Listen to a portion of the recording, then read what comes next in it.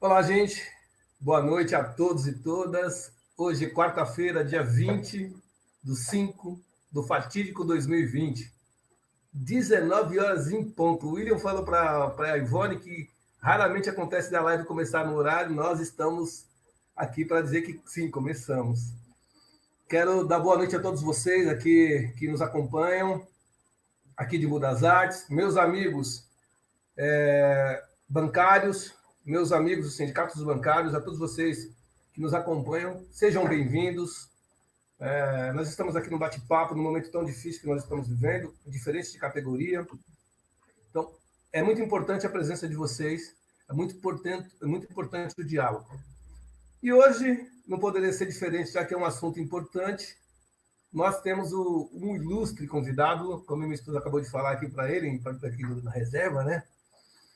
Que eu estou muito nervoso. Trouxe para dialogar com a gente uma pessoa experiente, de uma experiência que eu tenho como uma referência no movimento, Luiz Cláudio Marculino. Luiz, fique à vontade, seja bem-vindo à minha casa. Tá, boa noite a todos, boa noite a todas. Queria agradecer ao Amaury, né, pelo convite, poder estar conversando com vocês.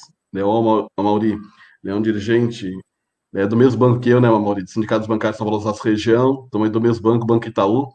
Né, e o Amaury já tem, né, desde que entrou na diretoria do sindicato, sempre teve um trabalho muito bem estruturado, um trabalho muito bem feito, né, na categoria, e hoje também tem feito um trabalho bem bacana também aí na cidade de Imbu. Então, eu queria parabenizá-lo pelo trabalho e agradecer o convite para a nossa live do dia de hoje. Nós que temos que agradecer, Marculino. Nós que temos que agradecer, você ter arrumado um tempinho aí na tua agenda, que eu sei que tu não para. Eu vou chegar a esse nível. Gente, esse homem não para. Os 4 cantos do país ele bate, e ele bate buscando ouvir e entender a necessidade da nossa sociedade. Seja ela onde for, onde você menos esperar, tá o homem pequenininho lá no meio. Quem que é? Luiz Cláudio. Tá lá, aquela barbinha no meio. Quem é? Luiz Cláudio. Parabéns pelo seu trabalho. Mais uma vez, quero dizer para você que você, para mim, é referência. Tá? E para mim é um privilégio ter você aqui. Eu quero começar, Marcolino, como sempre faço, todas as quarta-feiras, no momento que nós estamos vivendo, parabenizar algumas pessoas, algumas profissões. E no momento que nós estamos vivendo de dificuldade, de tremenda dificuldade, quero parabenizar a todos os enfermeiros e médicos, esses que estão na linha de frente para combater e salvar vidas, né? Que estão colocando a vida deles em risco para que salve a vida de outras pessoas que às vezes não são reconhecidos, nem pela sociedade, nem pelo governo, e às vezes nem pela empresa quando é particular. Né? Então, eu sempre faço isso, falo isso e digo sempre, eu coloco todos os dias em minhas orações essa categoria que está fazendo e salvando vidas. Tá bom? Não podia ser diferente, eu não podia deixar de parabenizar a todos os pedagogos e pedagogas, que é o dia deles hoje, parabéns. Outra categoria que faz uma diferença terrível na vida da gente. Uma sociedade, ela só é digna e tem condições de ser uma sociedade melhor se nós tivermos pedagogos e pedagogas lá na linha de frente, ensinando nossos filhos, fazendo o papel principal, que é educar. Parabéns a todos, em especial a minha irmã, que está aqui, Sueli, a minha esposa, que é pedagoga, né? Aos meus amigos professores, professor Emerson, que está aqui, a Lucy, a Gisele, tá? Então, parabéns a todos vocês. E os parabéns hoje vai se intensificar um pouquinho. Quero parabenizar pelo aniversário do nosso amigo e ex-prefeito de São Bernardo do Campo, Luiz Marinho. Luiz, onde você estiver, sinta-se abraçado, viu, querido? Felicidades para você. O aniversariante do dia hoje, quem? Luiz Cláudio Marculino. Marculino, parabéns para você, felicidades para você. Tudo de bom na sua vida, tá bom? Que Deus continue te iluminando e te dando essa visão que você tem de sempre ajudar o próximo. E o último, o meu amigo Eliseu lá da hamburgueria Bocão. Eliseu, satisfação, meu irmão, felicidades para você, Deus abençoe, tá bom? Gente, todos sendo felicitados. Vamos lá para a nossa pauta, que a gente tem muito que dialogar. Vamos lá, eu quero começar com uma frase que me parece de um comediante. Eu queria muito que fosse, mas não é. Eu acho que essa semana vocês ouviram uma frase dizendo assim: quem é de direita toma cloroquina. Quem é de esquerda, toma tubaína. E não é uma comédia. Não é uma comédia. Depois a gente vai falar sobre essa frase. Tudo bem? Marcolino, vamos falar um pouquinho sobre saúde, o SUS, em tempos de Covid, né? Queria perguntar para você, mais uma vez te agradecer pela presença, como é que você, nessas suas andanças, nesses 4 cantos que você sempre tem feito o trabalho, como é que você tem visto, qual o teu apontamento em relação ao que nós estamos vivendo, a saúde, como as pessoas têm, o que você tem acompanhado aí por onde você anda? Então, a gente tem feito, Mauri, primeiro um debate, né, importante com a sociedade, com os trabalhadores, né, em relação ao direito à vida. Né? Porque nós estamos agora no momento onde a gente percebe, né, um descontrole total, né, do presidente do Brasil, né, o Bolsonaro. Você vê que não consegue dialogar com os prefeitos, não consegue dialogar com os governadores, né, tem um descaso, né, com a população do nosso país. E quando a gente pensa no atual momento que nós estamos vivenciando agora, né, com a questão da saúde, a pandemia, ela deixou às claras, né, tudo aquilo que nós já viemos falando há muito tempo. Né? Por que deixou às claras? Em 88, nós debatemos, de pós-ditadura militar, abertura econômica, abertura política, né, que era necessário criar um sistema único de saúde, né, que pudesse atender toda a população. Alguns anos atrás, né, eu lembro, ainda era criança, só tinha direito a ir no serviço público de saúde quem tinha carteira de trabalho assinada. Né? Então, se você pegar os nossos pais, né, eles vão falar, de fato é isso, você só podia usar o serviço público quem tinha carteira de trabalho assinada. Quem não tinha, ou ia para a Santa Casa, né, ou ia, né, para os hospitais filantrópicos.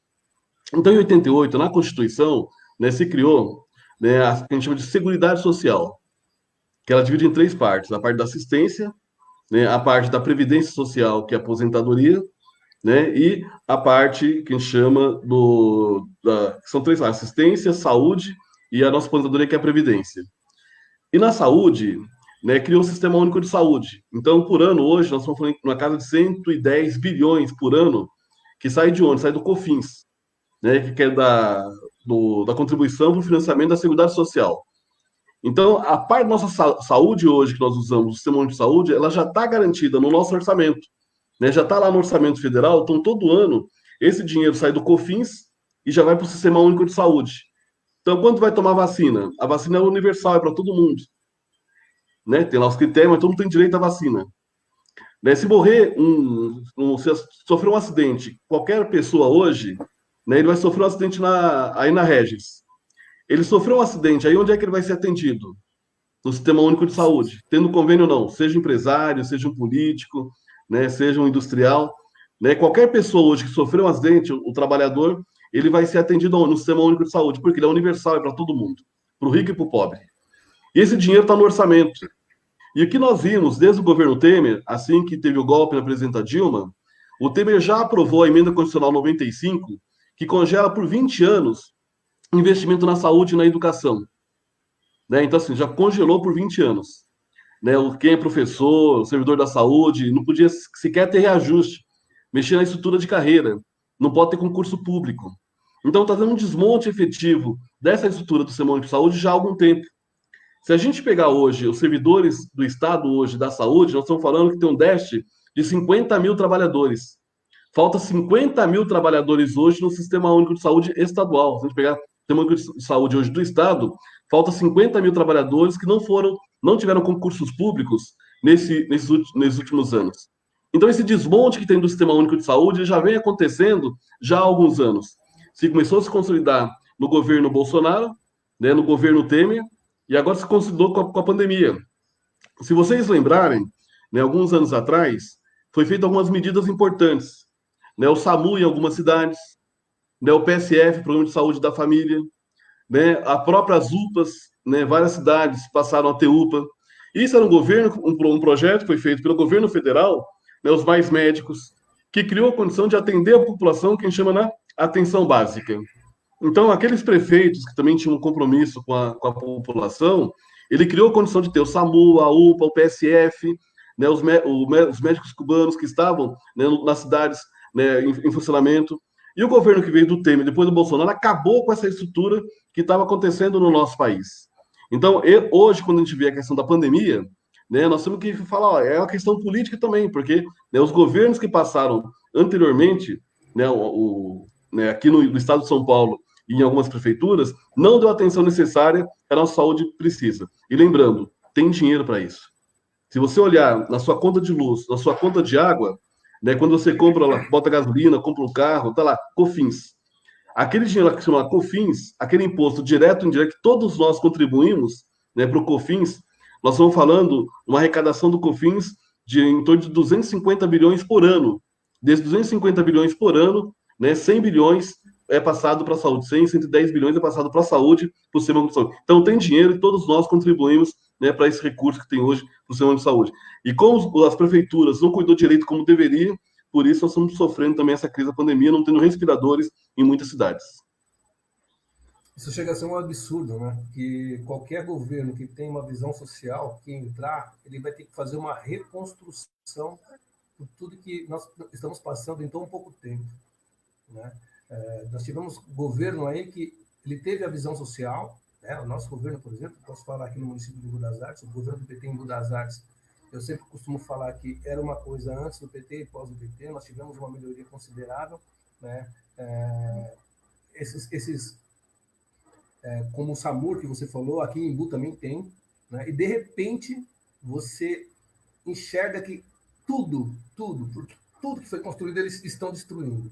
Eu acho um absurdo qualquer que seja o governante, seja esse lá de que lado for, tirar o direito do trabalhador simplesmente porque não foi ele ou não foi alguém do lado dele a construir. Isso não está prejudicando o partido do Alberto, está prejudicando a sociedade, o mais carente. E a gente vive no lado mais carente. Estou falando a gente porque eu sei que você está todo dia na rua, como eu estou aqui em Imbu, e a gente nota isso na pele, na carne, né? Então, nós temos um trabalho importantíssimo a fazer, e nós não conseguimos fazer sozinhos, nós temos que fazer esses diálogos diários para que a sociedade tenha noção do que está acontecendo. Bom, e é importante, Amaury, também, dessa questão ainda da Seguridade Social, né, como eu falei, já está no orçamento. Né, se você pegar a emenda 194, 195, que tem hoje, né, da Constituição Federal, ela cria a Seguridade Social e ela já determina de onde é que vem o dinheiro para garantir a Seguridade Social. E quando nós estamos falando do Sistema Único de Saúde, é uma parte da Seguridade Social. Tem uma outra parte da Seguridade Social, né, que hoje, quando a gente fala em Seguridade Social, o que nós estamos falando? Nós estamos falando da licença maternidade. Quando a mulher fica afastada por um período da licença maternidade, esse dinheiro vem de onde? Né, 15 dias, quem paga é o empresário. O restante desse dinheiro da licença maternidade vem da Seguridade Social. Você vai ficar 5, 6 meses de licença, esse dinheiro vem da Seguridade Social. Quando um trabalhador ele é demitido e tem lá o seguro-desemprego, esse dinheiro do seguro-desemprego ele vem da Seguridade Social. Né? Quando um trabalhador ele é afastado por auxílio-doença ou acidente de trabalho, esse dinheiro vem da Seguridade Social. Né? Hoje, as pessoas que recebem o Bolsa Família, que é um programa social, o que se chama, né, é a parte da assistência, da previdência, né, e da saúde. Né? Essa parte que tem do Bolsa Família, o dinheiro vem de onde? Também da Seguridade Social. E o governo Bolsonaro, né, já com Guedes, ele já fez um movimento de tentar acabar, né, na reforma da Previdência, ele já acabou com isso. Né? Esse artigo garantia, né, todo esse recurso que tinha pelo COFINS, né, ele não fala mais.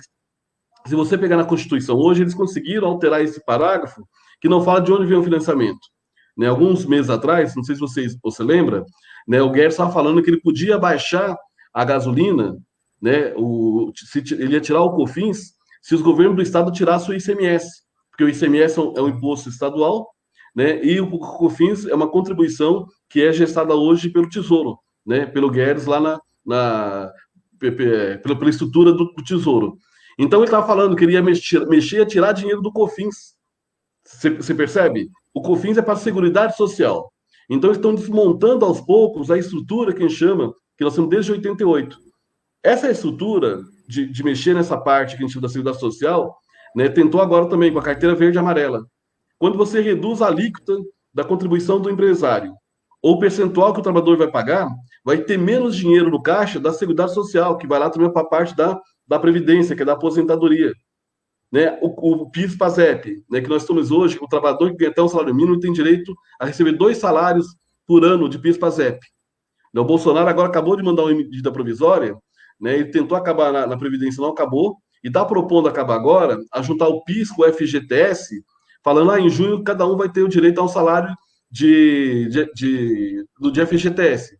Só que hoje o trabalhador que ganha até um salário mínimo tem direito a 2 salários do PIS-PASEP. Não vai ter mais.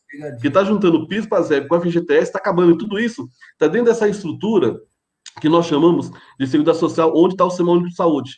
Então, a intenção do governo, de fato, é privatizar, né, é desmontar a estrutura de saúde. Agora, na Prefeitura de São Paulo, ou mesmo no governo do Estado, né, lá no Hospital de Guaianazes, em vários hospitais aqui no Estado de São Paulo, Amaury, né, o que o governo, as prefeituras estão fazendo? Está construindo esses hospitais, só que está passando para a rede privada fazer a gestão.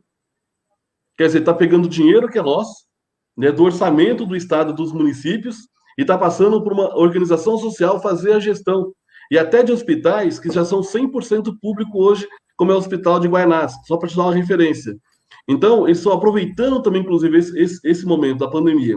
Em vez de criar mecanismo de fortalecer, né, o serviço público, porque quem está salvando de fato a vida do trabalhador é o serviço público, não são os convênios, não são os hospitais particulares. Os hospitais particulares está lá com uma casta que ele está tomando conta, mas a maioria da nossa população está morrendo, inclusive, né, porque está chegando no limite do hospital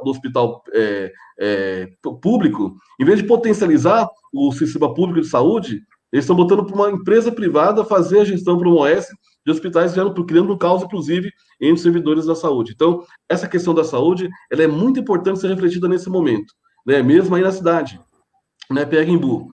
Embu é uma cidade importante, é uma cidade que veio crescendo aí nas beiras da Regis Bittencourt, né, nós tivemos algumas prefeituras que potencializou, né, uma política de desenvolvimento econômica da cidade, mas se a gente olhar hoje, né, qual que é a preocupação do prefeito que tem em relação à saúde? Quantos leitos de UTI tem na cidade de Embu? Quantos respiradores tem na cidade de Embu? E não daria para ter um mínimo de estrutura da saúde? Porque o prefeito recebe, todo ano ele está recebendo recursos do Ministério da Saúde, todo ano.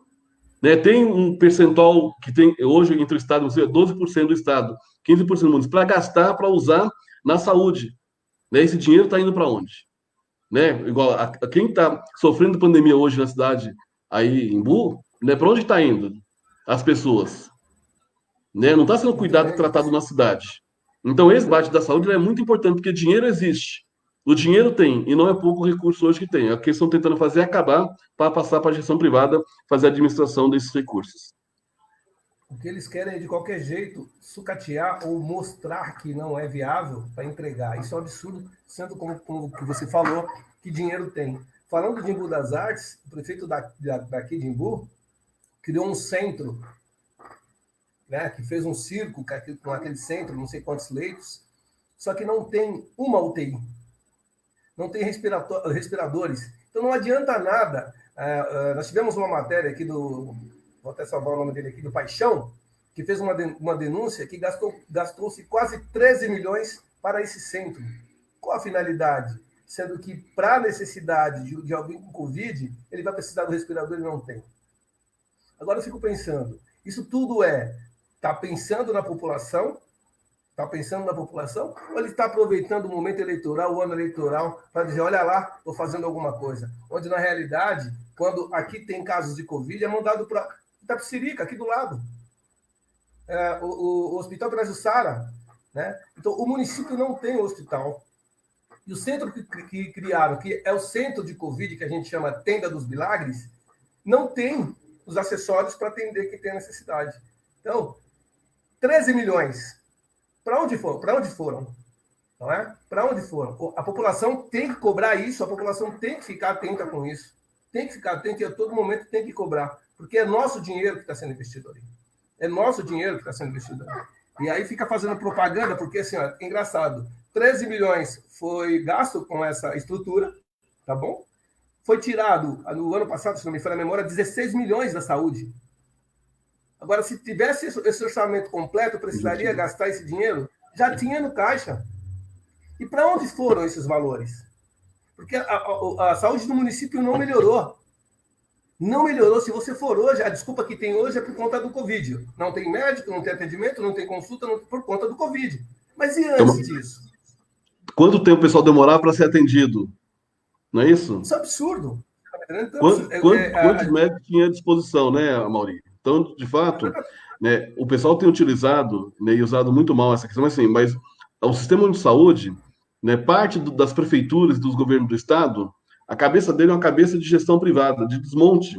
E se a gente olhar hoje, mesmo nos hospitais, os servidores públicos hoje, do municipal, do estadual, né, nos hospitais de referência, né, se você for hoje no Pérola Barton, é um hospital que é de referência, né, para atendimento, né, de mulher, do atendimento das mulheres. É referência, é um dos melhores hospitais que nós temos hoje no estado de São Paulo. Se você pegar o HC, se você pegar lá o Hospital do Homem, né, que também tem ali na região ali da Paulista, né? Então, se você pegar, nós temos hoje, dentro da estrutura de saúde hoje, uma estrutura muito bem estruturada, mas ela serve para quem? Por que não tem hoje, por exemplo, um hospital regional aí na região, né, de Tabuão, do Imbu, de Itapecerica? Sabe, não teria que ter um puta hospital regional aí que tivesse tudo que tem na Paulista hoje também, aí na cidade e na região onde vocês moram? Né? Por que só tem em alguns lugares? Né? Por que tem um HC só em alguns lugares? Então, esse debate nós vamos ter que fazer, porque o dinheiro que o prefeito recebe, que o governador recebe, que o próprio Bolsonaro recebe agora, lá é dinheiro que vem da gente. Então, nós precisamos sim defender o Sistema Único de Saúde, porque ele é uma referência hoje, né? E quem usa sabe a importância que o Sistema Único de Saúde tem na vida das pessoas. Né? A hora que sair a vacina, né, do Covid-19, onde é que vai ser dada a vacina? Né? Vai ser dada no Sistema Único de Saúde. O pessoal acabou de tomar agora a vacina, né, do HN1. Onde que tomou? No posto de saúde. Na hora que deu a crise da pneumonia, onde é que a gente toma vacina? É no Sistema Único de Saúde. Então, a hora que aperta o calo, é o Sistema Único de Saúde que socorre a população. Então, nós não podemos deixar acabar o Sistema Único de Saúde.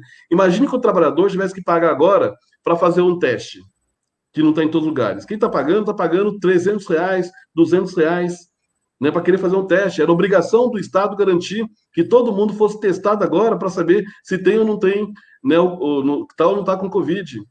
Então, nós temos que defender o Sistema Único de Saúde, mas só nós temos que cobrar o dinheiro que vai para o município, que o prefeito arrecada, tem que investir corretamente.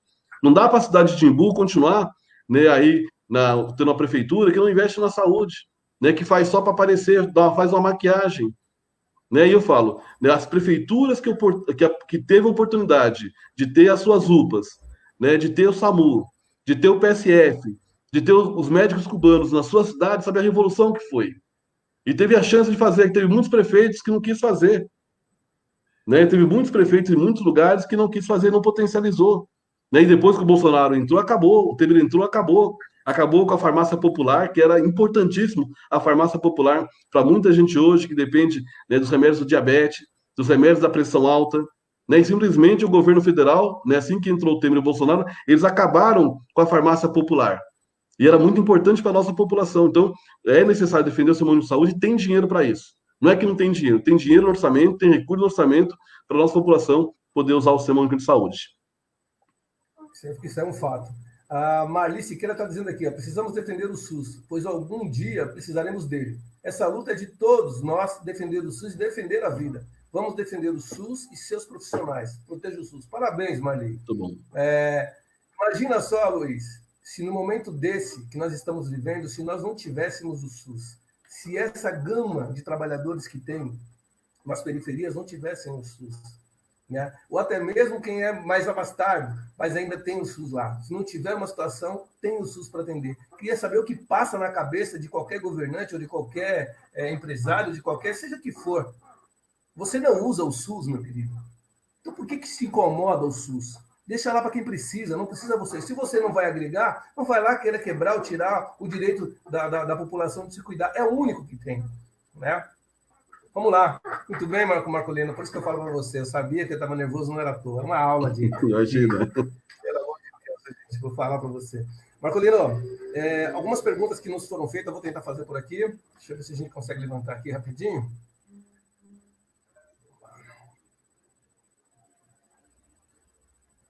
A questão é o centro de combate, diz a Fabiana diz. A questão é o centro de combate e não os profissionais. Eles, infelizmente, são muito mais umas das vítimas da má administração do governo. Eles fazem o trabalho deles nesse período. Está subindo aqui, beleza? Nesse período, cadê você sumiu? O quê? É muito bom. Como está subindo muita mensagem aqui, a dela sumiu. É que, na verdade, eu fiz uma resposta. Ah, você fez uma resposta, tudo bem. Então, a gente entende que o profissional que está na ponta, e não adianta você ir lá brigar com o cara, xingar o cara, não adianta. Eu, quando vou fazer numa UBS, recebo uma denúncia que vou lá fazer apurar, eu preservo o trabalhador. Porque eu sei que o trabalhador ele está ali exaurido, ele está no limite dele. E quando a gente chega lá, chega numa necessidade, às vezes não consegue pensar nisso. Mas é a gestão. Isso. Imagina você, se o governo de Embu das Artes tirou 16 milhões da saúde, como era para estar a nossa saúde hoje? E para onde foi essa grana? Você está me entendendo? Então, assim, é importante que as pessoas tenham isso na cabeça. Toda vez que falar para você assim, olha, não, chegou aqui o Doril, viu? Aí, viu? O cara está fazendo. É mesmo? Está fazendo o quê? Cadê o dinheiro? Né? Vamos lá. Mudando um pouco do tema de saúde, mas quem tiver pergunta pode ir colocando para a gente, quem tiver dúvida, por favor, vai dialogando com a gente. Nós fizemos com o meu grupo hoje aqui algumas pautas que eu queria colocar para você. Se você achar que não, a gente deve continuar no assunto, você me fala. Como eu tenho muitos professores no meu grupo, graças a Deus por isso, estou bem assessorado, a pergunta que não quer calar aqui é sobre a educação nesse momento que nós estamos vivendo, e coincidentemente, de novo, é o pobre, é o da periferia que está sofrendo. É incrível, tudo que acontece, seja o que for, é na periferia que estoura. Né? Aqui, por exemplo, eu acho que no estado também tem sido isso, estão fazendo aula à distância. Né? A Secretaria de Educação de Embu das Artes, olha os absurdos, criou um cronograma de estudo à distância. Não consultou os professores. Não consultou os professores e soltou esse cronograma. Só que acontece, muitas vezes que a gente recebeu, e a gente tem isso, a mesma matéria que caiu para o aluno de 6º ano está lá no aluno de 9º ano. Uma outra coisa que eles não pensaram, aliás, eles não conhecem o município, então não posso esperar muito, nem todo mundo tem acesso à internet. Nem todo mundo tem o privilégio de ter um computador na sua casa, um celular com rede social. Essa administração, se fosse uma administração voltada ou pensando na sociedade, não poderia criar uma apostila e pedir para entregar na casa dos alunos, porque ele tem essa relação de alunos. Né? Então, a gente acha assim, a pergunta que tem que ser feita, o que fazer? E aí é uma responsabilidade que nós temos de pensar em projetos que envolva a sociedade de um modo geral, que traga a educação a ser discutida com profissionais de educação. Os profissionais de educação de Embu das Artes têm medo de falar porque faltam papel, faltam giz, faltam lousa. Queria que você desse uma opinião sobre isso. Não, primeiro, eu volto de novo lá na Emenda Constitucional 95, né, que a lógica do governo, tanto estadual, federal e nos municípios, né, que você, durante 20 anos, você vai congelar o investimento em educação, investimento em saúde. Se a gente pensar hoje, nas nossas salas de aula, né, quantas escolas hoje estão equipadas, Amaury, né, com a estrutura hoje de internet, né, que tenha, né, computadores, né, são poucas. Né, quantos professores, ao longo desses últimos anos, tiveram investimento, né, em novas tecnologias? Né, porque a nossa tecnologia está colocada todo dia aí. Né? Agora, em relação à pandemia, nós somos obrigados, né, a ter que, né, a fazer o home office. Né? Muitos trabalhadores hoje estão em casa trabalhando, né, em relação ao home office. Aí vou imaginar, se você pegar uma família que tem 2 filhos e tem o pai e a mãe que estão em casa hoje em virtude da pandemia. Aí o Estado fala, o município fala, agora vai ter que trabalhar em casa, o aluno vai ter que estudar em home office. Né? Vai ter que estudar lá e com ensino à distância. Só que a mãe também está trabalhando, o pai também está trabalhando. Será que você tem 3, 4 computadores, né, em cada residência para dar conta dessa demanda? Né, isso estou falando ainda naquelas famílias que têm estrutura, né, que têm um mínimo de condição de poder ter essa estrutura, né, para familiar que tenha um computador, dos computadores, que tenha né, um laptop, que possa ter um celular que tenha acesso à rede de internet. Né? Por exemplo, a cidade de Embu das Artes, né, hoje ela tem, né, a internet na cidade inteira, Wi-Fi. Né? Se não tem Wi-Fi na cidade inteira, né, com certeza vai ter muitas pessoas que não têm condição financeira hoje, né, para garantir que tem Wi-Fi em casa, que não tem acesso à internet. Porque às vezes não adianta você ter o computador se você não tiver Wi-Fi.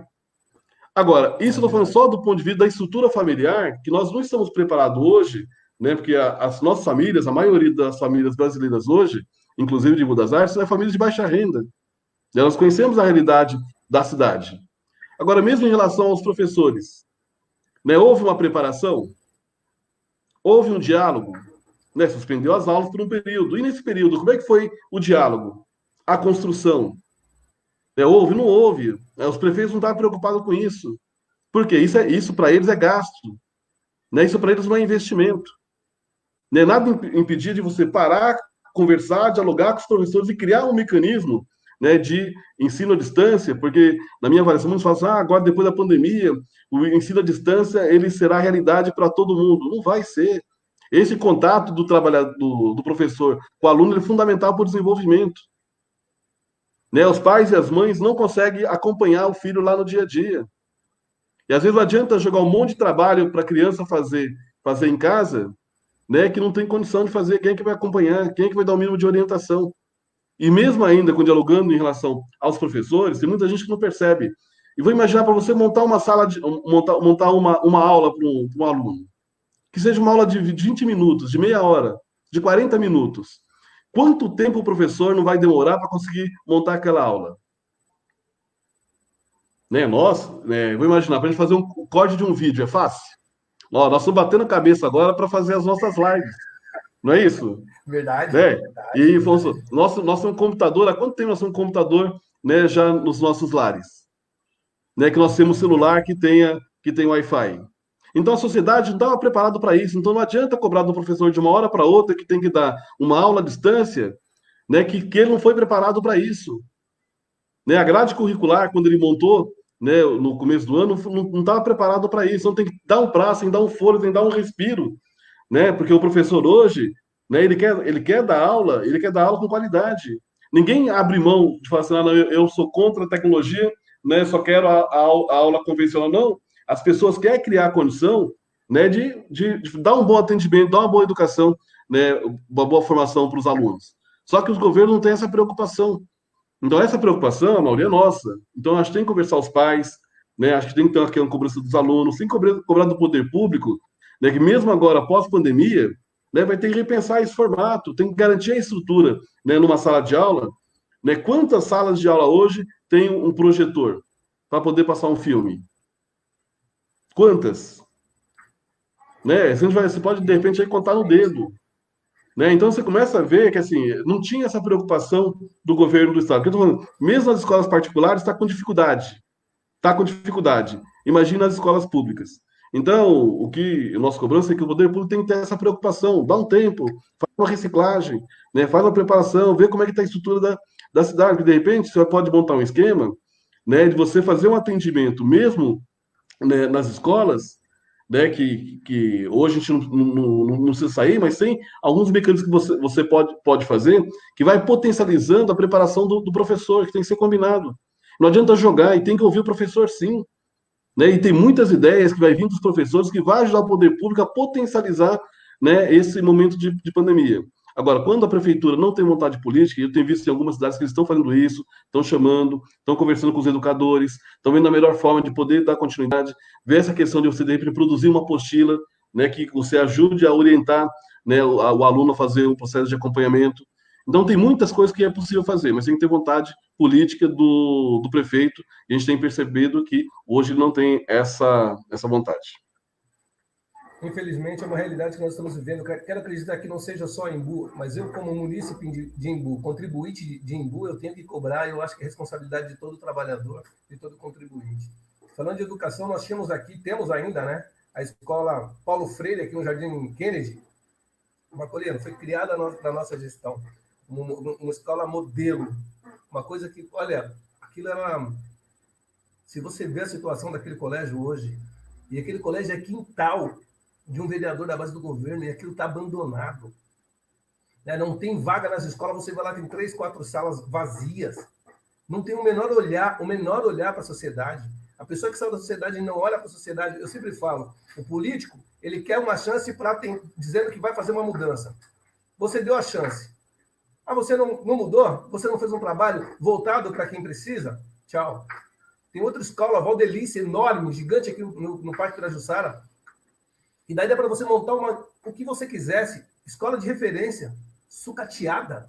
Quando chove, eu recebi já vídeos e fotos aqui, chove, os alunos têm que andar na pontinha do pé para não molhar os tênis.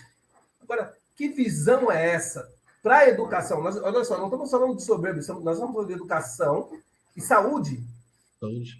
E praticamente tem básicos na sociedade.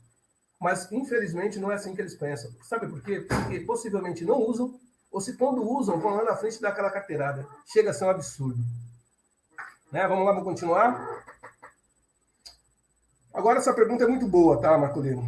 Eu queria saber de você o seguinte, como bancário que é, quais serão os impactos, ou quais serão os impactos da Covid na economia e no trabalho, a partir de já, né? Vamos dizer assim. Então, nós temos que pensar, né, são 2 momentos. O momento atual, né, nós estamos falando que... nós estamos falando da nossa sociedade, nós estamos falando em um pouco, em torno de 210 milhões de pessoas hoje no nosso país. Nós estamos falando que essa renda básica, né, que está sendo colocada agora, né, que começou pelo Bolsonaro na proposta de R$ 200. É importante frisar isso. O governo Bolsonaro, quando começou a pandemia primeiro, né, não queria garantir uma renda para o trabalhador e uma renda para a população ou para a micro e pequena empresa. A proposta era R$ 200 e suspendeu o contrato de trabalho por 4 meses sem pagamento de salário. Se vocês lembrarem o que o Guedes falou no começo da pandemia era, na emenda constitucional, na MP 927, qual que era a proposta? Suspende o contrato de trabalho por 4 meses sem pagamento de salário e dá uma ajuda emergencial, né, de R$ 200 para a população. Essa era a proposta que tinha colocado, né, para a população que hoje tem uma necessidade do apoio do Estado. Por que era importante parar naquele momento? Porque o contágio, nós vimos no resto do mundo, que ele é, né, exponencial. Então, quanto mais gente na rua, quanto mais gente trabalhando, mais gente infectada, e maior ia ser o custo com a saúde e maior ia aumentar o número de mortes no nosso país. Então, era necessário, né, parar como nós paramos, o Brasil parou. Só que você tem que garantir a renda do trabalhador e você tem que garantir o emprego do trabalhador. Essa tinha que ser a base. Garante a vida, garante a renda e garante o emprego, que tem que dar uma tranquilidade para o trabalhador, para ele poder olhar para o futuro, mesmo parado agora, e sabendo que ele vai poder voltar depois, né, quando a pandemia passar, quando a hora vai passar. Então ele tem que ter essa esperança. E o presidente Bolsonaro e o Guedes tirou essa esperança das pessoas. Olha que propõe R$ 200. Então foi todo o movimento que teve do Congresso Nacional, da Câmara dos Deputados, das centrais sindicais, do Senado Federal. E a proposta era de um salário mínimo. Não era de R$ 600, era de um salário mínimo, que é o mínimo que uma família, né, consegue minimamente se manter, e mesmo assim é pouco, sabendo que tem muitas pessoas hoje, né, nas nossas cidades, no nosso estado, no nosso país, que recebem o salário mínimo, mesmo sendo pouco. Mas a proposta era 600, mas olha a quantidade.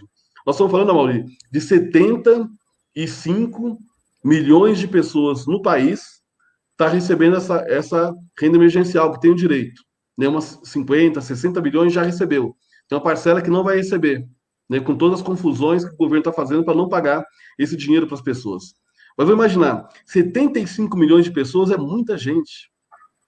É muita gente. Nós estamos vendo agora, no comércio principalmente, que começa a ter um número de demissão de trabalhadores.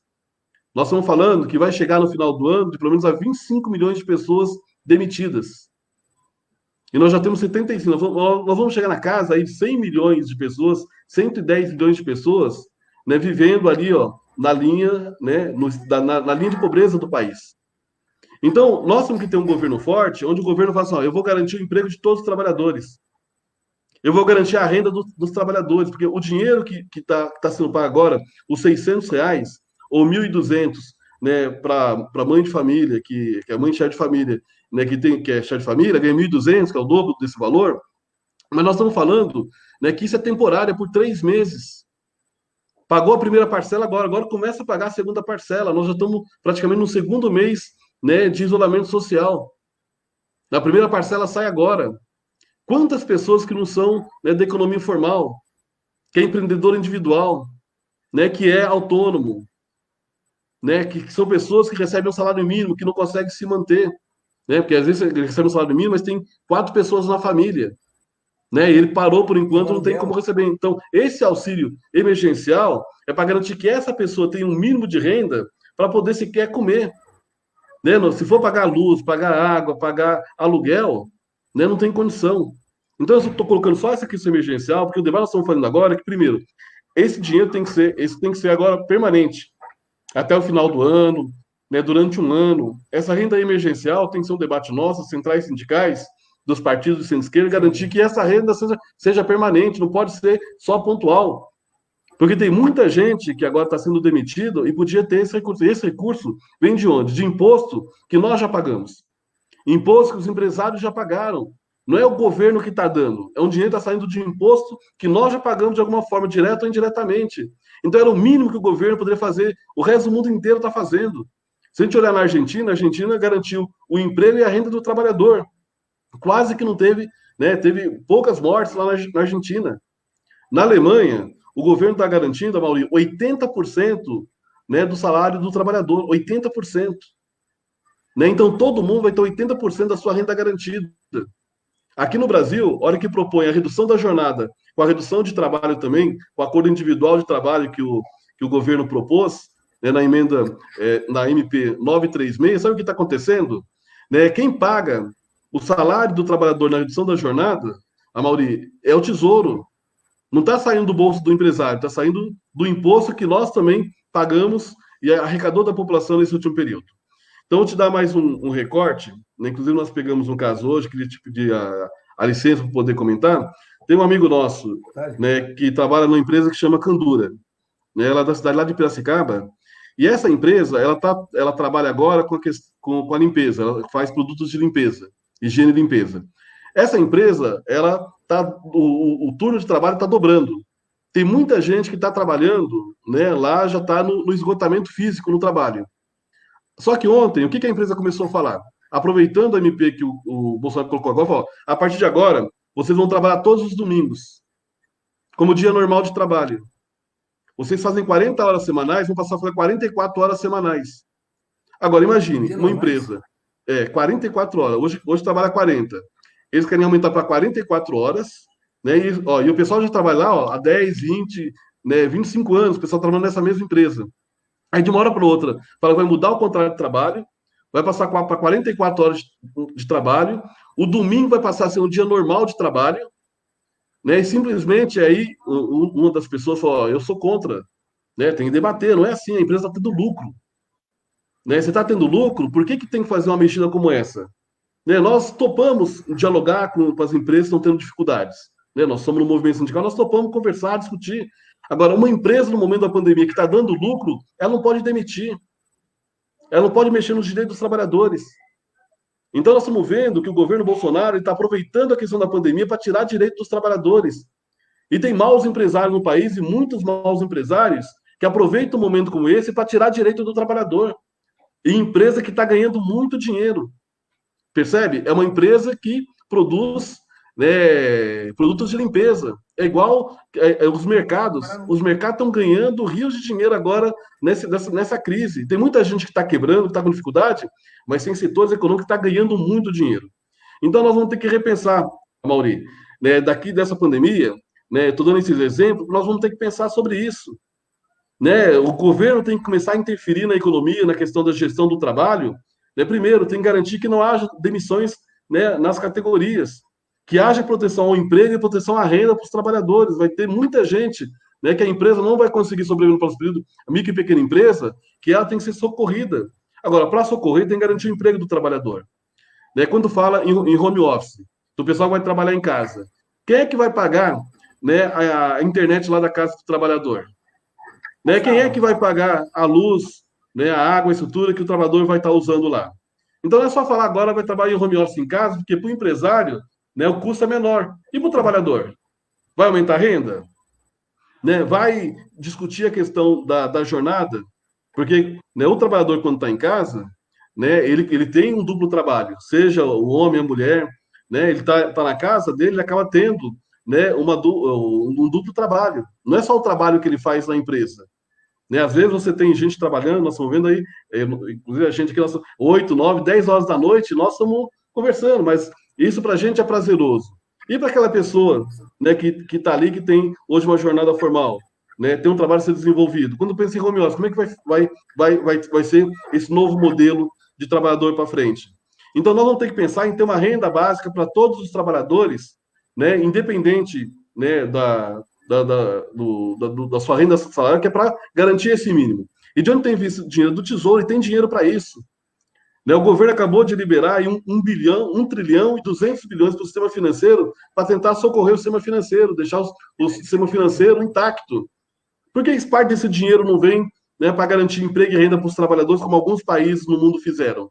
E diminuir o impacto, né, da Covid, da morte dos trabalhadores. Então, essa reflexão nós vamos ter que fazer.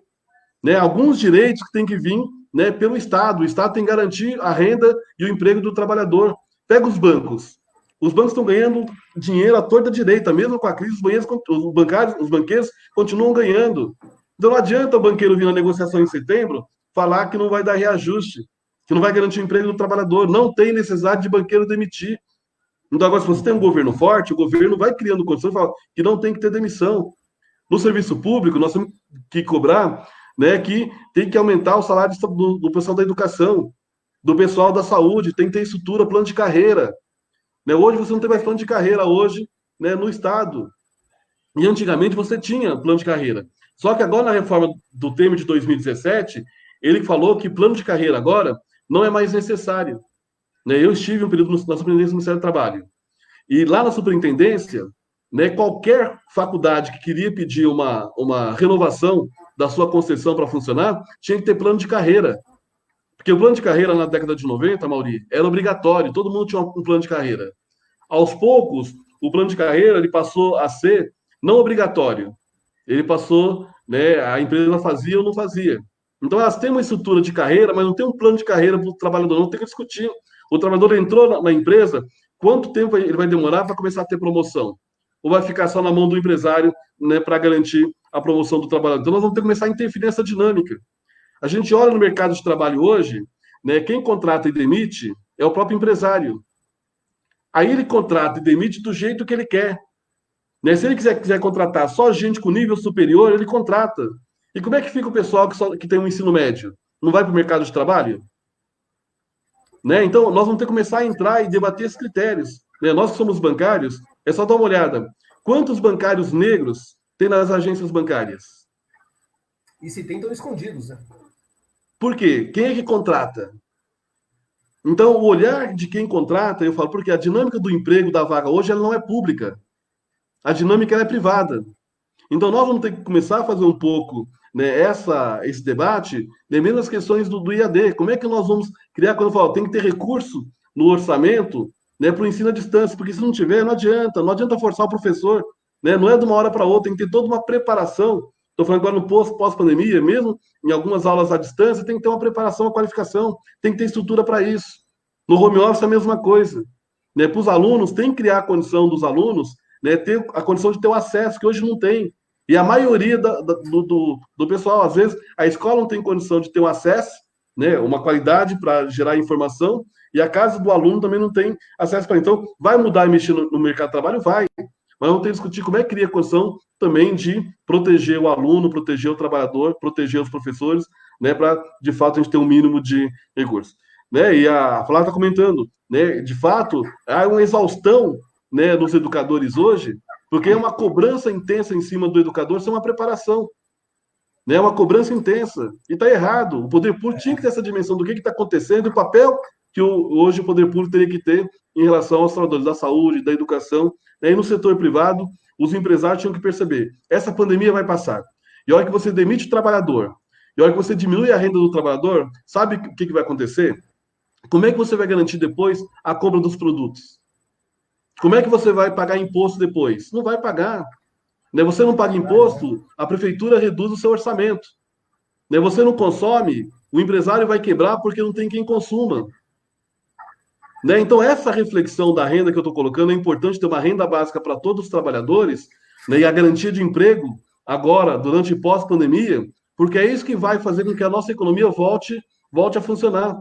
Nós vamos ter que debater a questão do desenvolvimento local, né? Discutir que tem que ter bancos estruturados, bancos municipais de desenvolvimento, bancos estaduais, para ajudar no desenvolvimento local, desenvolvimento regional. Né? Então, essa reflexão nós vamos ter que fazer, né? Porque é uma preocupação colocada, né? E nós temos que deixar claro, empresa que está lucrando não pode demitir, tem que garantir emprego dos trabalhadores, e tem muita empresa ganhando muito dinheiro agora durante a pandemia. E são as empresas que aproveitam as MPs que o Guedes está soltando lá em Brasília e está retirando direito ao aluno. E nós não podemos aceitar.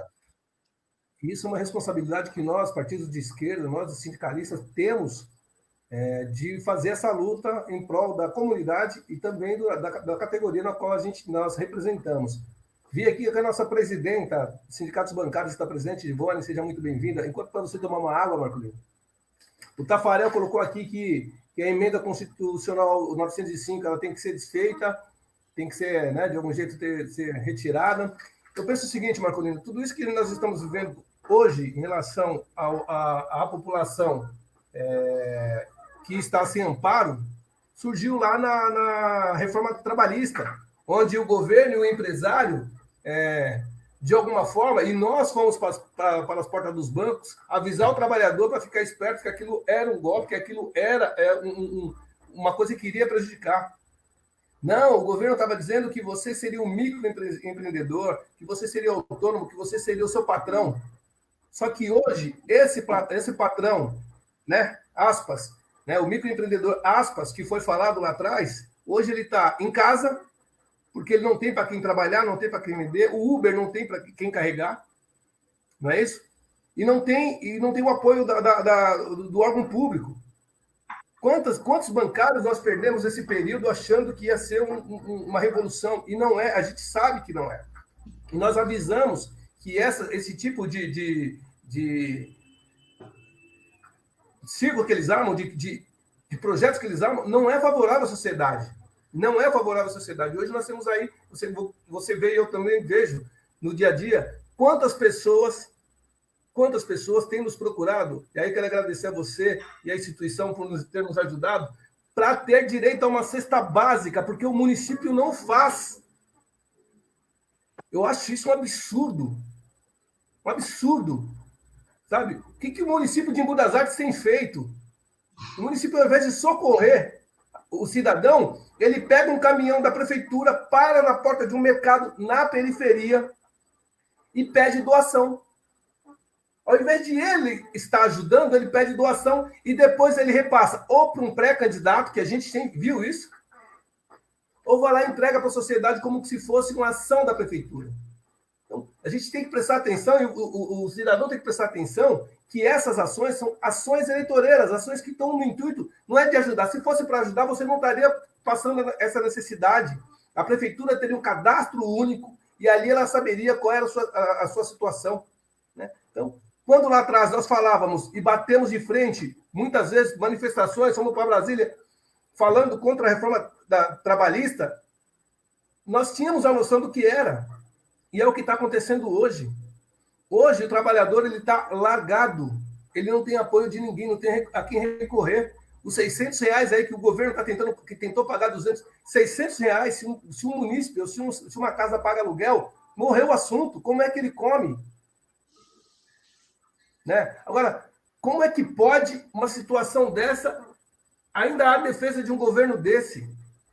Eu estava conversando, acho que eu vi hoje, foi hoje ou ontem de manhã, com o Boulos, fazendo café com o Boulos, ele colocou assim, parece que o governo quer criar o caos, podendo assim justificar uma intervenção militar. Por que criar o caos? Porque é simples. O trabalhador ele tem em casa 2 meses. O governo deveria pagar a renda lá de R$600. R$600. Muito bem? Essa renda não chega. Ele não pode trabalhar, ele não pode sair. Só que o alimento acaba. Daqui a pouco, vai ter aquele negócio de invasão de supermercado. É o que o governo quer para fazer essa ação. Isso é horroroso.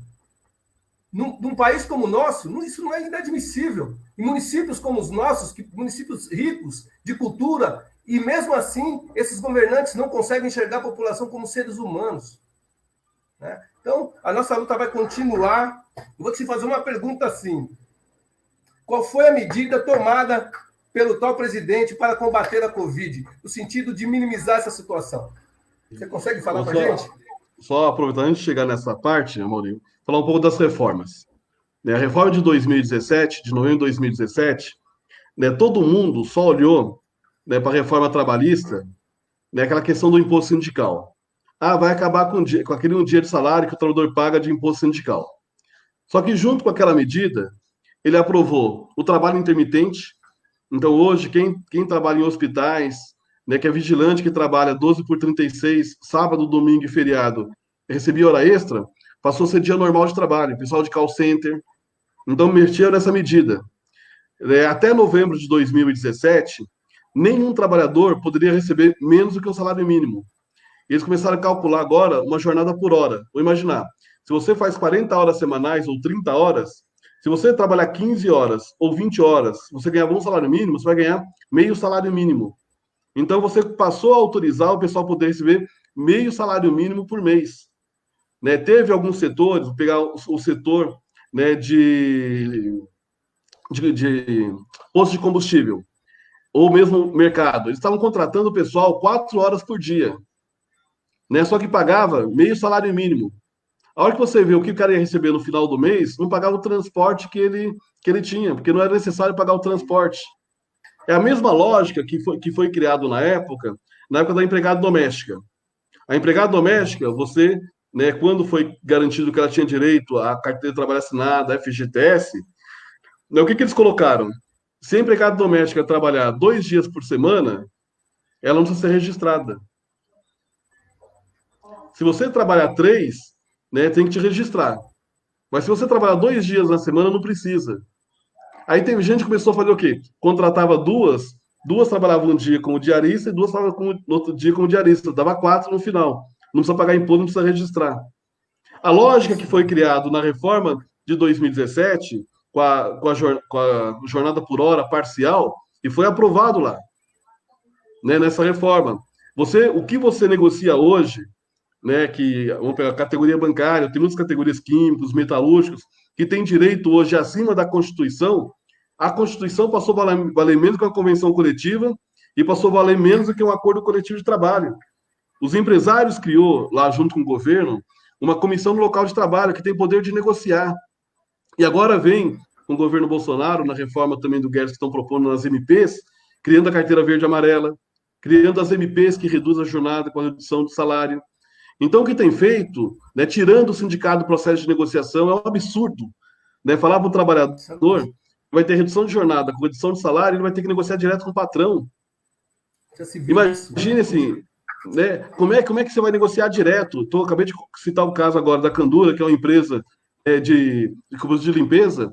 Ontem falou que, em relação o trabalhador falou que era contra.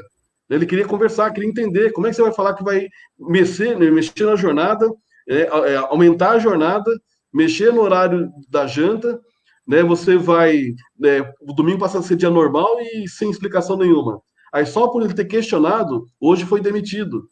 Você percebe? Agora, o trabalhador, ele vai olhar o que acontece. Ele vai olhar assim, tem lá, reduz o salário com reduz a jornada. O que vai acontecer? O trabalhador falando, eu sou contra, vai ser demitido. Porque hoje o emprego não é uma questão pública, só que está garantido nas MPs, que está sendo aprovada em Brasília, que está sendo debatida. Então, o que nós estamos falando aqui, que essas mexidas que foram feitas, que vêm sendo feitas hoje pelo Guedes e pelo Bolsonaro em Brasília, as medidas provisórias, não têm vindo para fortalecer os trabalhadores, têm vindo para desmobilizar o trabalhador, tirar o poder de negociação dos sindicatos, porque quem tem hoje o poder de negociação, o poder de organização, são os sindicatos. O trabalhador ele tem que entender que é no sindicato que ele vai ter um mínimo de segurança, que é aquele que negocia, aquele que pressiona, aquele que se movimenta, aquele que está junto com você. Então, para a gente é importante esse debate agora, e o Bolsonaro não tem feito nenhuma medida efetiva né, para criar a condição de fortalecer, né, os estados e os municípios em relação ao Covid. Não está funcionando. Eu falo com tranquilidade. Não faz em relação à saúde, não faz, né, que podia potencializar, podia mandar muito mais recursos para os estados e para os municípios.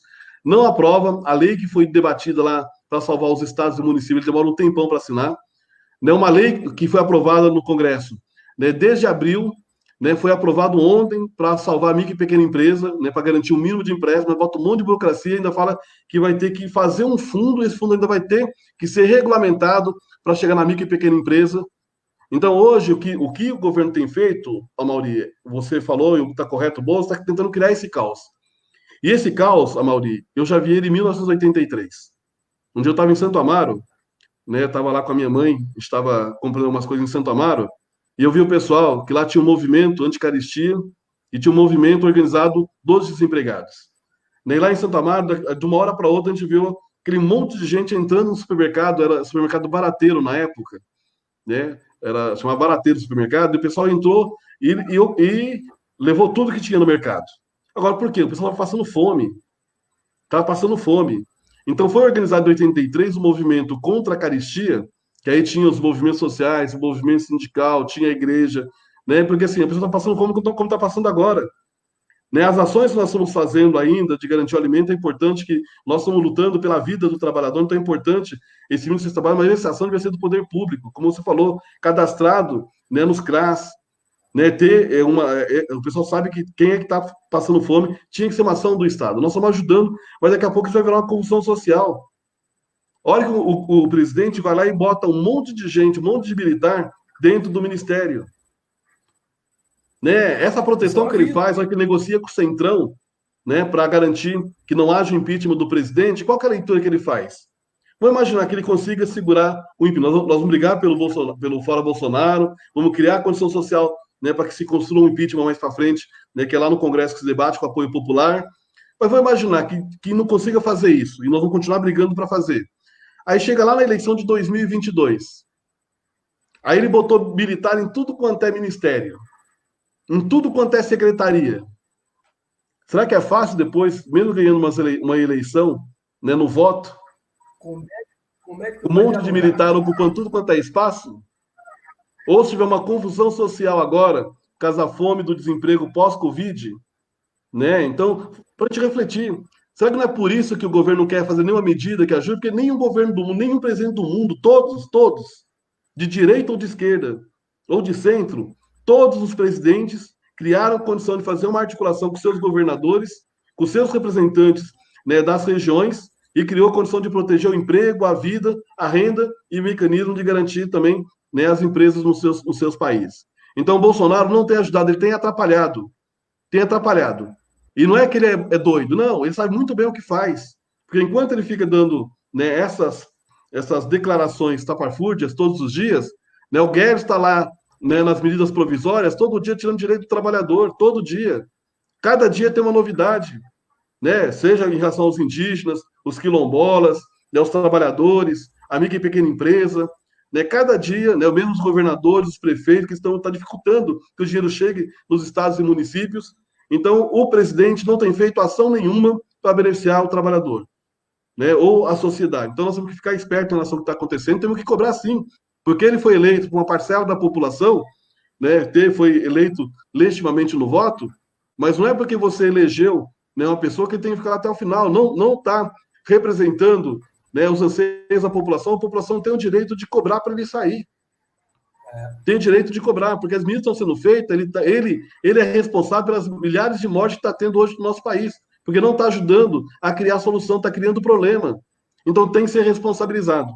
E mesmo em relação às empresas, sem criar condição, porque hoje quem gera parte dos empregos é a empresa, mas quem gera o lucro da empresa somos nós, trabalhadores. Então, empresa sem trabalhador também não vai crescer. Né? Então, eles têm que entender isso. Tem um exemplo né? agora, Então, né? por isso que eu falo, a lógica do Bolsonaro é criar essa confusão social para depois tentar justificar uma ação das polícias militares, do exército, também contra a população. Então, temos que ficar atento a isso também. E é importante ter um sindicato organizado, organizar a sociedade de amigos de bairro, como você tem feito hoje aí em Embu das Artes, é um trabalho belíssimo que você faz. É importante dialogar com a comunidade, ter grupos de apoio, né, em cada cidade, em cada bairro, em cada região, que nós vamos ter que fazer esse enfrentamento.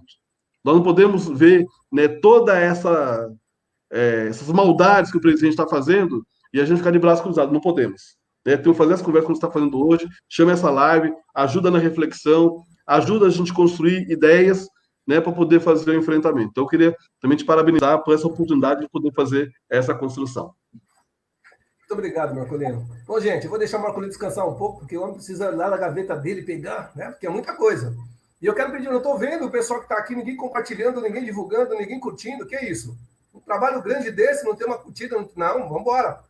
Quero agradecer aqui, para aproveitar o descanso do Marcolino, fazer os agradecimentos ao nosso amigo Valdir Fernandes Tafarella, de Osasco, meu amigo Emerson, lá do Centro do Embu, Luci, do Jardim Independência, Sueli, do Novo Campo Limpo, Gisele, do Jardim Valo Verde, vamos lá mais, Reginaldo, lá do Dom José, a Penélope de Piracicaba, muito obrigado por você estar presente, meu amigo Irinaldo, meu amor Irinaldo, Luza, minha amiga Luza, lá da Zona Leste, não é isso? Fabiana Dias, tem muita gente aqui, coisa boa, Ana Tércia, Marli Siqueira, minha amiga Juliana do Jardim Santa Luzia, a Melissa, minha amiga Melissa, lá dos Sindicatos Bancários, Francisco Neto, que está na linha de frente na UBS, a Cleusa da Silva, Jailton, meu amigo Amendoim, está aqui, Luiz Alberto, a Bruna, o Cleiton, o Jeová, a minha amiga Márcia, Marcinha, que saudade de você, menina. Espero que você esteja bem, que isso passe logo para a gente poder dar aqueles abraços e aquelas boas risadas, tá?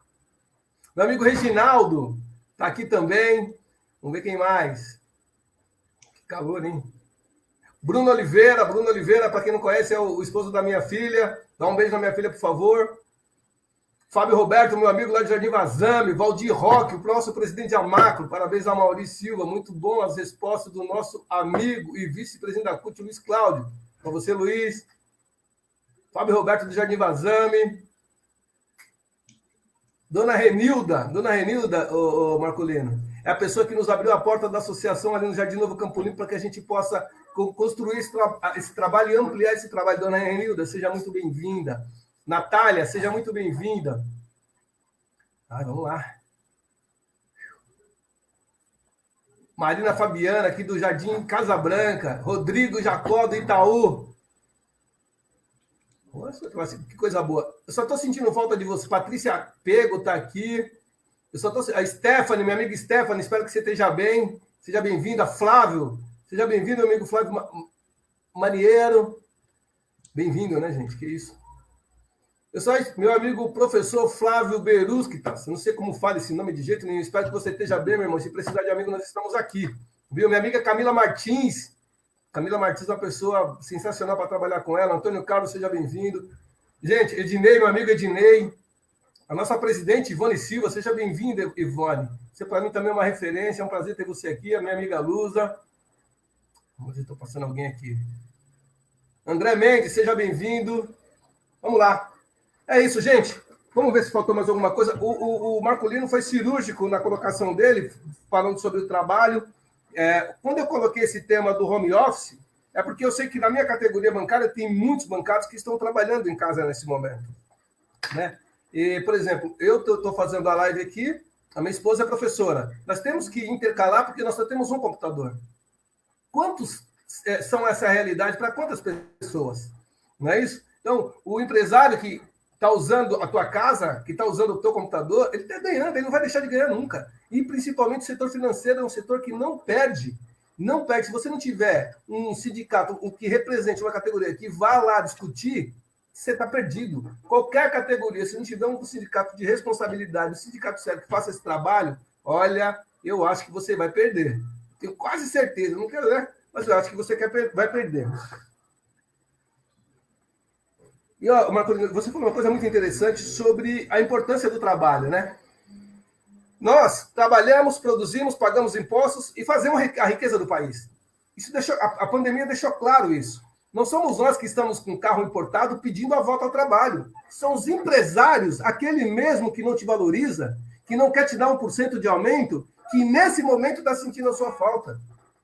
Né? E nós trabalhamos e não temos direito a sequer um sistema de saúde de qualidade. O cara devia pelo menos pensar, o cara está trabalhando para mim, a gente vai ter que preservar a saúde dele. Isso é absurdo. Não é isso? E aí, eu meio que dei uma acelerada. Quero agradecer meu amigo Marco Aurélio, advogado Marco Aurélio, aqui de Embu das Artes, que está sempre presente, sempre nos ajuda nas nossas necessidades. Doutor, seja muito bem-vindo, meu querido, muito bem-vindo. Marcolino, o que o trabalhador tem como mecanismo de defesa num cenário como esse que a gente vive hoje? Então, nós temos, né, Amaury, esse debate do sindicato, que o sindicato é um instrumento importante. Por mais que o Bolsonaro, antes o Temer, o Guedes, tenham tentado destruir o sindicato, né? Se pegar só o nosso sindicato, nós estamos falando de mais de 95 anos, né, de história, 97 anos de história. Então, os sindicatos ele vai passar por diversos governos, diversos modelos de economia, e nós vamos continuar aí. Então, se eles têm ilusão ou intenção de achar que vai acabar com o movimento sindical, não vai acabar. Nós vamos reinventando, reconstruindo, mas nós não vamos deixar de representar o trabalhador e a trabalhadora. Mas o que é importante também, Amaury, nessa crise toda, desde o governo Temer, o que o pessoal começa a perceber? Pega nessa pandemia, quem é que está em evidência? Os prefeitos, os governadores, o presidente, né, os secretários de saúde, né, da fazenda. Agora, como é que esse pessoal apareceu nesses lugares? Como? Esse pessoal foi eleito, não é isso? Né, os deputados, os senadores. Né, onde é que debateu a questão da renda emergencial? O Bolsonaro queria R$ 200. Onde é que se debateu? Lá no Congresso, passou para 600. A proposta dos partidos de esquerda era de, pelo menos, salário mínimo. Né? Chegou no meio termo, ficou em 600. Mas quem que debateu isso? Os deputados, os senadores. Né? O presidente foi lá e colocou uma proposta mísera de R$ 200. Então, nós precisamos entender, mesmo nessa crise da pandemia, né, que o sistema hoje, seja ele legislativo, o executivo e o judiciário, ele tem um papel na economia. Só que quem elege o deputado federal, quem elege o senador, né, quem elege o governador, o prefeito, o presidente é a população. Né? Então nós temos que tomar cuidado, porque imagine, elegeu esse monstro para governar o Brasil e nós estamos vendo a desgraça que o Brasil está virando. Né? Comparando internamente aqui com os governadores, comparando com o resto do mundo. Agora, ele foi eleito, alguém foi lá e digitou o número dele. Então, nós precisamos entender que nós temos responsabilidade quando a gente vota em escolher pessoas que, de fato, depois, quando entra lá, vai representar. E não dá para vir com essa história que todo mundo é igual, não é. Né? Durante 14 anos que ficou Lula e a Dilma na presidência do Brasil, né, nós levamos o Brasil para 22 milhões de empregos formais. Né, o microempreendedor individual MEI, tinha muita gente que estava na informalidade e se regularizou. O Simples Nacional, para facilitar a questão, né, do emprego. Né, a empregada doméstica nunca teve carteira de trabalho assinada, passou a ter carteira de trabalho assinada no nosso governo. Né, o SAMU, né, o PSF, né, os médicos cubanos, a farmácia popular, né, o FIES, o ProUni, Universidade Federal. Né, tudo isso foi feito em 13, 14 anos de governo. Né, nós mudamos a cara do país. Depois entrou o Temer, em um ano e pouco, 13 milhões de desempregados. Então, mesmo para quem é empreendedor, né, Amaury, vale ser empreendedor quando você tem mercado de trabalho estruturado, quando você tem uma renda média da população boa, quando a maioria do pessoal está empregado, porque você abre uma lojinha, tem quem consuma. Como é que você vai ser empreendedor agora, num momento como esse? Eu conheci um tempo atrás um empresário, ele tinha 9 restaurantes. Aí ele falou, não, eu consegui ter 9 restaurantes com a minha capacidade, né, com a minha forma de organização. Só que quando entrou o governo Temer e teve 13 milhões de desempregados, ele saiu de 9 restaurantes para 3. Por que ele fechou 6 restaurantes no governo Temer? Porque abaixou a renda, não tinha mais aumento real de salário, né? Não tinha mais crédito para a população. Aí ele fechou 6. E aquela capacidade que ele achava que ele tinha individualmente? Então a solução que nós vamos ter agora, a maioria daqui para frente, é coletiva, não é individual. Se alguém achar que vai sair dessa crise, que vai garantir o emprego, vai garantir a sua renda, de forma individual não vai, tem que ser nos sindicatos, nas associações, nos movimentos. eleger representante para a prefeitura, para vereador agora em 2020, comprometida, né, com os trabalhadores e com as trabalhadoras. Se nós somos a maioria, né, da população, ou mesmo em Budas Artes, ou vem em Budas Artes, a maioria da população aí não são de trabalhadores? Maioria. Olha para a Câmara. A maioria que está na Câmara lá é de trabalhador ou é, né, o pessoal ligado aí mais aos empresários? Se a gente é a maioria de trabalhador, por que você vai ter numa Câmara de Vereadores a maioria pessoas ligadas aos empresários? Está errado. Agora, quem é que bota, quem é que elege? Né? Então, essa questão da reorganização social não tem que sair dessa pandemia com as pessoas entendendo que o voto dela é importante. Quem ela coloca lá é importante. Então, não dá para falar que todo mundo é igual. Tem que acabar com esse discurso que não é. Tem gente que quer o bem para as pessoas. É só ver na cidade de Embu mesmo, Embu das Artes. Se a gente olhar, quer dizer, teve um período que nós governamos a cidade, não potencializou, né, o parque industrial da cidade de Embu das Artes, gerou emprego para muita gente. Olha para a vizinha, Itapecerica da Serra, que é uma cidade mais antiga do que Embu das Artes. Parou no tempo, porque às vezes o olhar que tem dos empresários na região, nas cidades, é para não deixar a cidade crescer, para eles continuar mandando na cidade. Né? Então, essa reflexão, espero que saia dessa pandemia agora, um pouco essa leitura, né? A importância do seu voto, porque também nós temos responsabilidade. Né? O Bolsonaro não caiu lá à toa, teve muita gente que votou nele, muita gente, não foi pouca não. E tem gente ainda que defende, com todas as mazelas que ele está fazendo. Né? Quem retirou a reforma da Previdência foi o deputado, o senador, que muito trabalhador votou, que agora você vai trabalhar até os 62 anos a mulher, 65 os homens. E quem votou, a maioria do pessoal que votou os deputados lá foram trabalhadores também como a gente. Então vai ter que fazer uma reflexão, porque ele tirou o direito da reforma trabalhista, está tirando direitos dos nossos MPs, tirou o direito à nossa aposentadoria, está acabando com o SUS, né? Congelou lá na emenda constitucional 95, tem que descongelar para você ter de novo o sistema público, né, reestruturado no nosso país. Agora, quem faz isso são os deputados e os senadores. Agora, quem que elegeu? Então, é importante que a gente conclua essa questão da pandemia também, o pessoal entendendo a importância do seu voto. Muito bem. Você falando do Embu das Artes, nós temos 17 vereadores. Tá? 17 vereadores, 13 são da base do governo. E nós temos uma vereadora em Embu das Artes, chamada Rosângela Santos, acho que você já teve o prazer de conhecê-la. E eu vou te falar uma coisa, quando eu conversei com ela, ou quando eu participei de uma atividade que nós tivemos aqui, que esse governo tentou implementar a taxa do lixo, foi a única vereadora que ficou na porta, não entrou para dentro da Câmara, ficou na porta com a população, quase 1.000 pessoas naquele local, falando não para o governo. Então, o mal político, ele só tem medo do povo.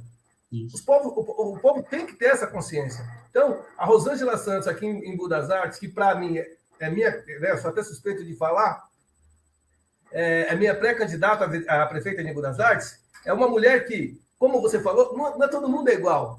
Ela poderia muito bem ter ido para a base do governo, aceitado lá essas coisinhas e ficado na base do governo, mas ela preferiu agir certo e correr pelo povo. Sofreu pra caramba. Você não tem noção do que essa mulher sofreu para manter o nome em Embu das Artes. Né? Então, nós temos opções, sim. Mas que nós temos que fazer é estudar o político, estudar os projetos e cobrar depois de eleito, fazer parte do mandato. Isso que a população tem que ter consciência. Então, eu penso que é o seguinte, a partir de hoje, cada um de nós que aqui está tem uma responsabilidade. Não vou falar qual é, você tem que ter essa responsabilidade por si só. E aí, né, Mauri, voltando aqui na questão da Rosângela, ela é uma trabalhadora, né, aí da indústria química, é um pessoal que está ligado aos químicos, ligado aos trabalhadores, conhece a realidade. Então, quando você conhece a realidade, e a Teca está colocando aqui agora, que o problema é que para eleger eles falam o que queremos ouvir. Depois a maioria da população, depois o pessoal esquece, não é. Viu, Teca? Quando se tem lá, e você tem um compromisso de onde você veio, né, a mudança que você faz, as ações que você faz, é para melhorar a maioria do que o povo precisa.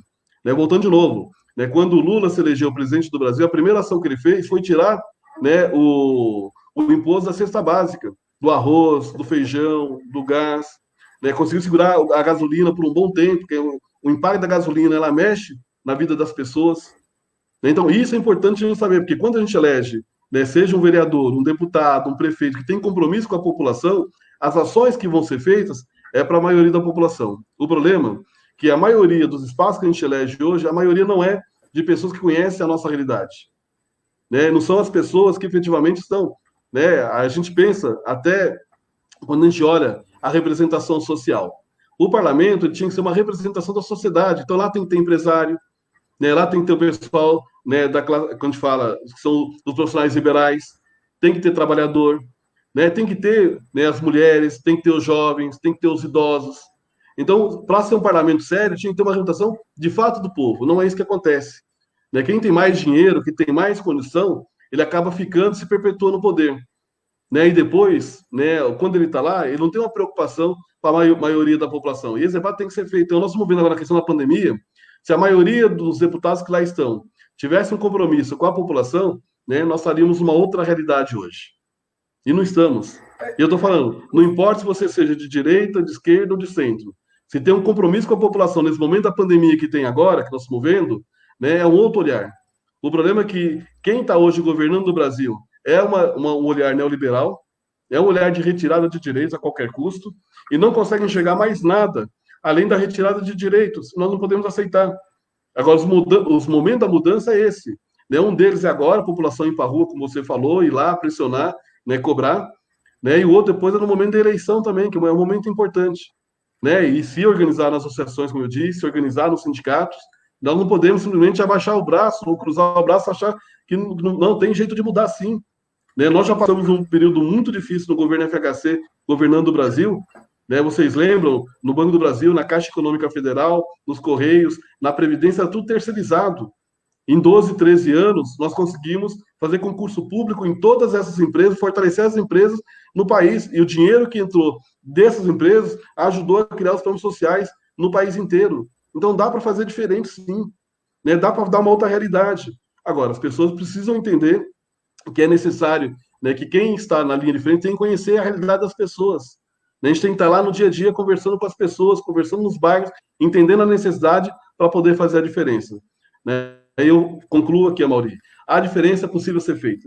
Agora, depende também de quem está nos ouvindo aqui, lá na ponta, ajudar, né, para colocar nos espaços do parlamento pessoas que, de fato, representam a população, né, conhecem no dia a dia. Né? Não dá para falar da fome se você não passou fome, como tem muita gente que chega no momento como agora, né, tá virando o bonzinho, né, tá ajudando as comunidades, mas lá do outro lado está demitindo o trabalhador, lá do outro lado, né, tá criando condição, né, dos seus trabalhadores não ter uma vida digna. Então, isso daí nós vamos cobrar também. Não adianta agora vir, né, alguns grupos empresários fortes, vai na televisão, fala que está fazendo, né, alguns benefícios no momento do Covid, mas lá na ponta está demitindo o trabalhador, está tirando a renda e o emprego dos trabalhadores. Então, isso nós também não vamos aceitar. Né? Então, nós queremos, sim, de fato, dialogar com os empresários, mas que eles também garantam o emprego, garantam a renda, porque é isso que vai salvar a economia. E depois discutir o desenvolvimento do Brasil, pensar uma forma de você ter um crescimento das cidades, do estado, do país, e voltar a fazer o desenvolvimento e o crescimento nacional. Só isso vai gerar mais emprego e vai salvar o nosso povo pós-pandemia. Muito bom, Marcolino. Não adianta o empresário dar com a mão e tirar com a outra, não é isso? Marcolino, eu quero agradecer você. Para mim, eu estou plenamente satisfeito com o nosso bate-papo. Foi mais do que eu imaginava, porque estava gostoso. Minha mulher chegou aqui e falou assim, já deu a hora. Então, eu quero agradecer. Que a assessoria direta está aqui. Tá certo. Eu quero agradecer você pela sua aula, pela sua humildade. Você está lá do outro lado. Quando a gente fala para você assim, Marcolino, estou com um problema em Imbu ali, tem um pessoal que está precisando de ajuda, porque a gente não consegue sozinho. É aquilo que você falou, não consegue. De pronto você consegue nos responder. Eu quero agradecer em nome de, pelo menos, eu vou por baixo, pelo menos 150 famílias, tá? Que a gente teve o acesso direto, família essas, que choravam quando receberam uma cesta nas suas mãos. Então, eu não consigo me conformar como pessoas conseguem ver o seu igual numa situação dessa e ainda assim achar que é normal. Nós precisamos e temos que mudar isso. E isso parte de cada um de nós. As eleições estão chegando agora, está começando aqui no município, depois ela vai para outra esfera, e todos nós temos responsabilidade de votar e buscar pessoas com compromisso com a sociedade, olhar o projeto dele. Eu voto há 30 anos eu voto. Estava pensando esses dias, o que valeu meus 30 anos de voto? Então, nesse momento, a gente tem que pensar nisso. A pandemia vai passar e nós estaremos aqui para defender o direito e tentar fazer uma Embu diferente, que é o meu intuito, e, consequentemente, um Brasil melhor. Muito obrigado a você por ter tido essa paciência enorme. Parabéns pelo seu conhecimento. Eu sou o eterno aprendiz. E eu que agradeço a oportunidade, inclusive, de estar comemorando o meu aniversário hoje. Né? Foi uma honra participar da sua live, aí comemorando aí o nosso aniversário, tá bom? Obrigado mesmo, Amaury, estamos à disposição. Você, o que precisar, estamos à disposição, tá bom? Muito obrigado mesmo. Boa noite a todos e todas. Pessoal, quem não compartilhou ainda, dá tempo. Quem não curtiu ainda, dá tempo. Converse com o seu vizinho, converse com o seu amigo, converse com a sua mãe no salão de cabeleireiro, no bar. Vamos dialogar. O mal político só tem medo do povo. E quem é o povo? Eu e você. Tá bom? Marcolino, boa noite, obrigado. Até mais. Deixa eu agradecer aqui quem ainda não está. Agradecer que chegou depois. Deixa eu ver se eu consigo. É isso? É isso aí. Entrou mais umas pessoas aqui depois que eu não vi. Vamos lá? Vamos sim. Rosirene Sequeira chegou. O André estava aqui. Renildo? Vamos sim, Fabrício. Responder você, Jeová. Meu irmão amigo, Edu. Neguinho, obrigado por você estar presente aqui, viu? Mais uma vez, obrigado. A minha amiga Artemia, obrigado. Teca, obrigado. Joel, obrigado. Boa noite, meu irmão Joel. Tudo bem, querido? Obrigado a vocês. Não esqueçam de compartilhar. Vamos dar aquele gás agora e fazer o compartilhamento para que as pessoas entendam o que nós queremos e o que nós podemos, juntos, fazer para mudar em Budas Artes. Eu queria agradecer um amigo que eu conheci, já conhecia antes, né? E conheço agora, que é o Fábio, da Temaqueria Kizaimon, que fica ali no Pirajussara, Temaqueria Kizaimon, sushi de primeira qualidade, meu irmão, vou te falar, primeira qualidade, tá bom? Quero agradecer a todos vocês, parabenizar mais uma vez ao meu amigo Eliseu da hamburgueria Bocão, aqui na Rua Central, no Jardim Santo Eduardo, tá bom? E a cada um de vocês que estiveram presentes com a gente até agora, obrigado pela paciência. Se precisarem e tiverem alguma ideia, alguma coisa que a gente possa construir, podem, por favor, me chamar no PV. Tá bom? Para mim foi um prazer enorme ter esse bate-papo. Espero que o Marcolino, com o seu know-how de conhecimento, tenha nos ajudado a perceber um outro caminho. Tá bom? Eu sempre falo nas minhas lives, eu quero mudar em Budas Artes. E você? Vamos juntos mudar em Budas Artes? Quero agradecer a minha equipe, a minha esposa Fabiana, ao meu amigo Emerson, a minha amiga Lucy, a minha amiga Juliana, a minha amiga Tati, ao meu amigo professor Flávio, a minha amiga Gisele, pelo apoio que tem me dado nessa caminhada que eu estou iniciando. E sozinho não consigo nada. Muito obrigado.